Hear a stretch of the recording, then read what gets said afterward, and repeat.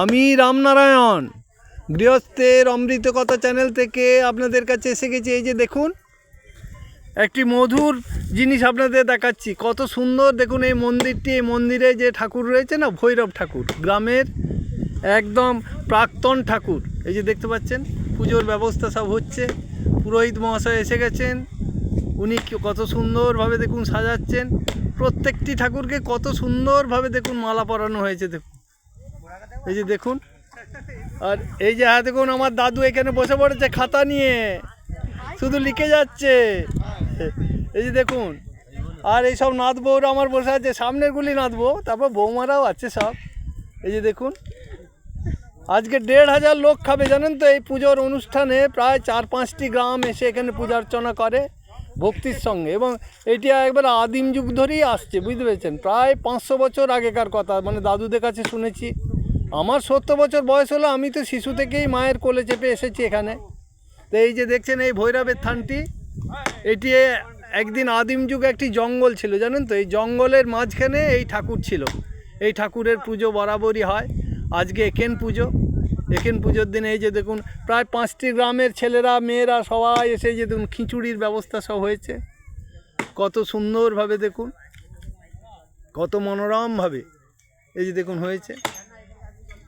এই কিছুক্ষণ পরই খাওয়া দাওয়া শুরু হয়ে যাবে।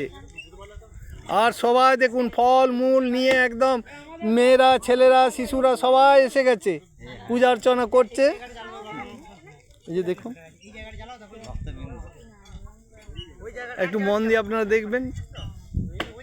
আর এই গাছটির কথা একটু বলি। এই যে গাছটি দেখছেন না, এই গাছটির মানে আদিম যুগেরই নাকি আমাদের শোনা, মানে এটি আমাদের শোনা বাপ ঠাকুর দাদার মুখে নাকি, যে এই যে আপনার কুচবিহারের কোচ রাজা, কুচবিহারের রাজা উনি তো কামরূপ কামাখ্যার মন্দির তৈরি করেছিলেন।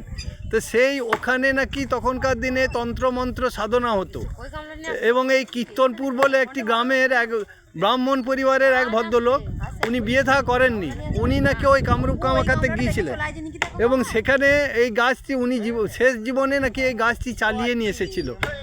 এই গাছটি আজ পর্যন্ত কেউ নাম জানে না, জানেন তো, কেউ নাম জানে না। এই ইতিহাসটি আপনাদের কাছে জানাচ্ছি। এই গাছের নাম কেউ জানে না। আর এই বট গাছটি এই আমাদের এখানে সব লাগানো, অশ্বত্থ গাছটি লাগানো। এই খেজুর গাছটিও অনেক দিনের খেজুর গাছ।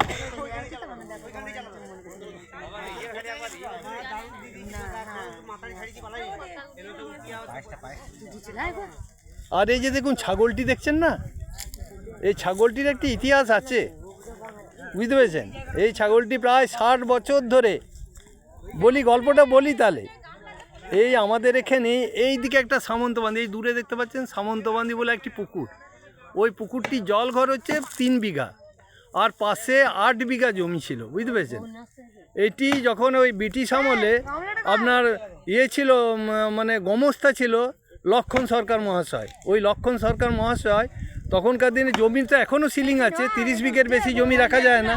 তো উনি ওই মাঝিদের একটি পরিবার থেকে, বুঝতে পেরেছেন, ওই মতিলাল মাঝির বাবার নামে বেনামি করে ওই সম্পত্তিটা রেখেছিলেন, বুঝতে পেরেছেন। প্রায় 13 বিঘা জমি ওই এখানে, ওই 13 বিঘা জমি। এবারে এই এখানকার বদ্রিষ্ণ গ্রামে যে বেলডাঙ্গার, ওখানকার বদ্রিষ্ণ পরিবার একটি বিশাল বড় পরিবার ছিল, 7 ভাই পরিবার বলতো, বুঝতে পেরেছেন। হাবু ঘোষদের পরিবার বলতো অনেকেই, ভরচাইদের আগে ওই জায়গাটি জানেন তো, ওইটি এখন বেনামি ছিল, নিয়ে এখন ওই জায়গাটি নেওয়া নিয়ে একটা ব্যাপার ঘটেছিল নিজেদের মধ্যে। গ্রামে দুটো দল, এ বলছে আমরা নেবো, এ হচ্ছে আমরা নেবো। তারপরে এই যে 7 ভাইদের পরিবার, এনারা মানে খুব নিজেদের খুব দুঃখ পেয়েছিল যে নেবো ভাবলাম, নিতে পারলাম না। তারপরে তো ওনারা করলেন কি, জানতে পারলেন, নাম করি বলি, চণ্ডী সরকার মহাশয় বলে শাহপুরে একজন ছিলেন, তিনি খবরটা দেন যে এই ঘটনা, জমিটা কিন্তু এইরকম বেনামি করা আছে ওই মাঝিদের নামে, এবং ওই মতিলাল মাঝির বাবার নামে। তারপরে তো এনারা তো যে ওখানে কথা টথা বলে ওই জমিটি নিয়েছিলেন, এবং ওই সামন্তবান্দি 3 বিঘে পুকুর এবং প্রায় 8 বিঘে জমি, ওই 12-13 বিঘে টোটাল জায়গা, ওই জায়গাটি নিয়েছিলেন। এবং ওনারা সেই থেকেই ভৈরবের কাছে একটা মানত, যে তুমি যখন আমাদের সম্মান রেখেছো ঠাকুর, আমরাও তোমার পুজোটি ঠিক টাইমে করব। এবং সেই হিসেবেই ওনারা প্রতিবারই একটা করে ছাগল টাগল, আমার মোটামুটি 60 বছর আগের থেকেই চলে আর কি, এইভাবেই পূজার জন্য চলছে।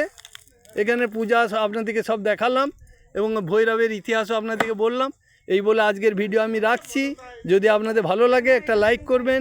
নমস্কার, আপনারা সব ভালো থাকবেন। আর আজকে একেন পরবের প্রত্যেকের বাড়িতে যে মাংস হচ্ছে, সবাই মাংস সেবা করে আনন্দে সুখে শান্তিতে সংসার করুন। নমস্কার।